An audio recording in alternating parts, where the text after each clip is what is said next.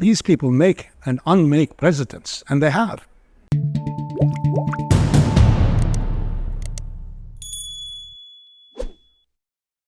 Is it necessary, is it a requirement that the state does intervene in that sort of way to wrest control from these corporate giants that, as we say, whether it's an oligopoly or a monopoly, have too much power? Well, let me first say that it's quite a general question you were asking. It's the same way asking that, can capitalism safeguard democracy? Where? Because your question, when you ask a question, as far as I have the feeling that your question is coming because we're here in the UK, basically the birthplace of capitalism, and we're a part of a specific Western culture, Western behavior. There is a capitalism here in the United States, which is more or less the same, but they call it capitalism, the one which is in Russia. They call it also capitalism, the one which is in India, 1.5 billion people. They call now sort of a capitalism, the one which is in China. No, I'm not speaking about Singapore. So when you ask a question, I think it looks very generous. Should we break out the monopolies? Which monopoly? The state-owned monopolies in China. Now, Russia had a period when I think the whole privatization that created the new Russian capitalism out of communism was based on a communist idea. If you remember how they privatized things in Russia, it was through a voucher system. What does voucher mean? It's a communist idea, and that everybody owns everything. So you take the whole value or GDP or whatever a Russian Federation, divide it by number of people, and basically come with a number that every citizen of Russian Federation owns a value which is, let's say, $1,000, and give a piece of paper, this is where your $1,000. And when we start privatizing, you go and buy it. So communist idea, creating a capitalism, creates something which is oligarchic Russia. So I think asking a general question, I think we have to be very... Let's be specific on that. I mean, I take on your point. If we talk about... I have a second point as well, very quickly. Well, we'll come on to your second point, but I will take you up on that point first. And just say, okay, if we assume then, let's talk about, as you said, US and UK, European perhaps, capitalism, where that structure you were talking about didn't exist in the same way. What about the state reaching out and being more controlling or guiding in that situation? So I have a question to you. Do you believe that the state has that sort of a power to come and just stop it or not in specific Western countries or not? That's number one question. Number two question, I think I do agree with what His Excellency was saying about monopolies and the markets and the energy sector, the oil and something. But we are living half material and half virtual. I think we have this tendency because we're living in a quasi-classical world. We always think classically that the world is the same oil, the same gas and all. But in reality, half of your life is already virtual, and most of the biggest companies are not the ones that are physically traded in the market. They are virtually traded in the market. These are the shares of companies like Amazon or Facebook and others. So what about the monopolies are created? How much the government is involved in Facebook? Okay, if I take the example of His Excellency, that means the state is behind the Facebook, is it? Because Facebook is not only just a business, it's huge political power.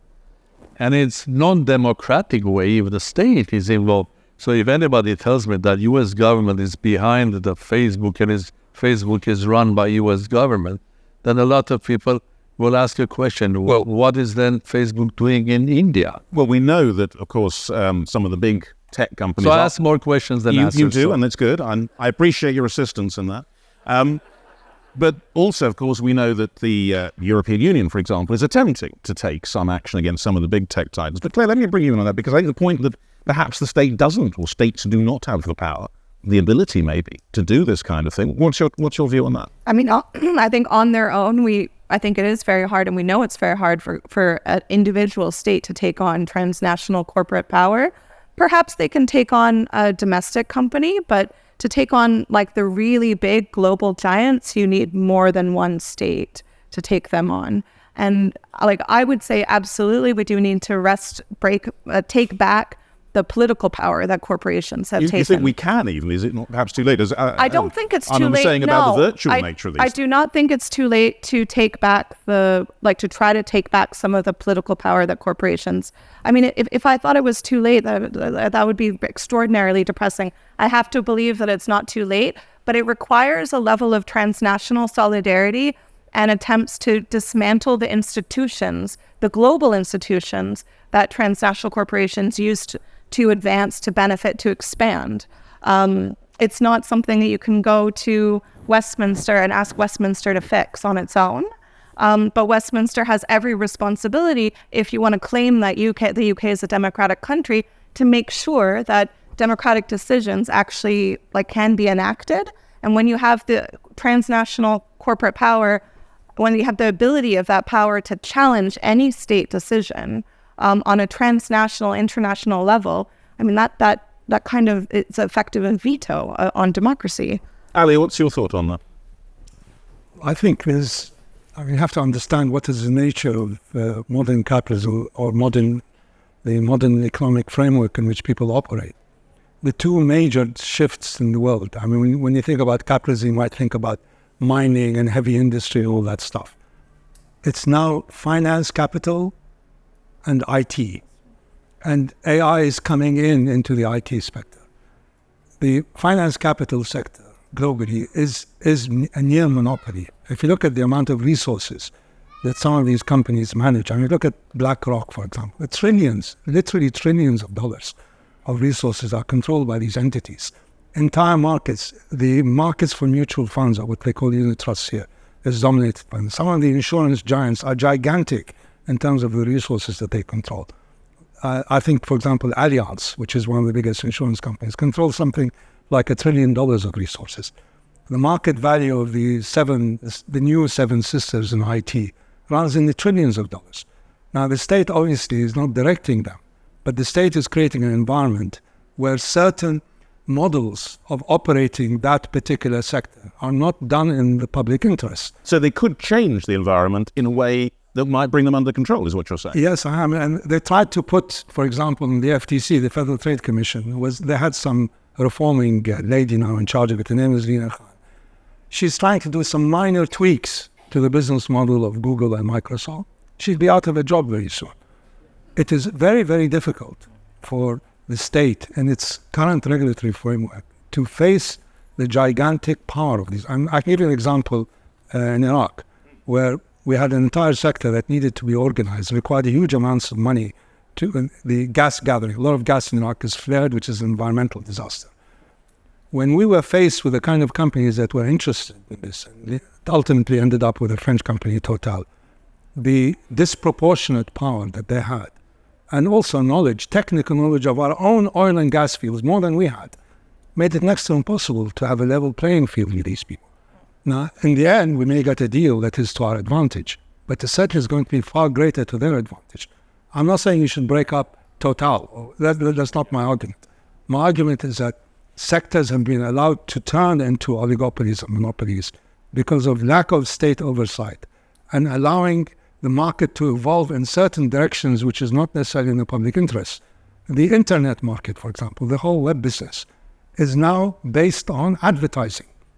The amount of advertising dollars that's flowing into companies like Google and Facebook, Meta, is really enormous.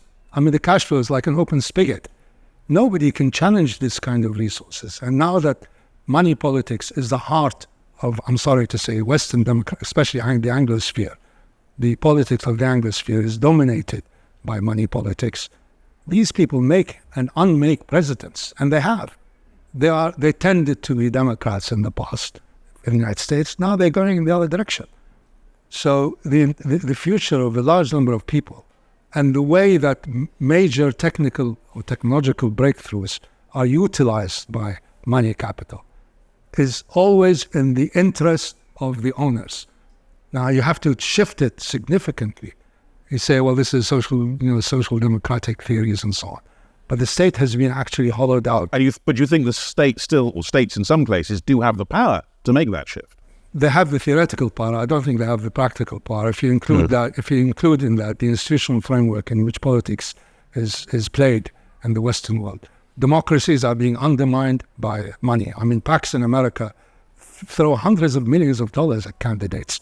It's being undermined at nearly every level. And frankly, if you're an ambitious young man, a graduate you would not go to work for the state anymore. You don't want to be a civil servant. You can go and work for Google, they pay you 10 times more. Yeah. So the best talent is shifting that way. The notion of the public interest is becoming hollowed out, and working for the public interest, you're not drawing the best candidates. Yeah, I agree. Come in, Armen, and then I'll bring in the next. I agree with you what you were saying.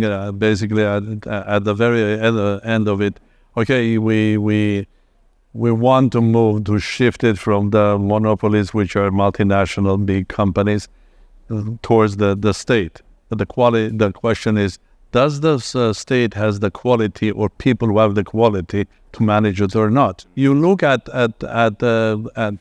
even in the West, you look at the quality of politician is going sort of. A lot of people do believe that it goes down and down and down. While as you said, I think young person has to make a decision. To continue watching this video, click the link in the top left or in the description below. Or visit iai.tv for more debates and talks from the world's leading thinkers on today's biggest ideas.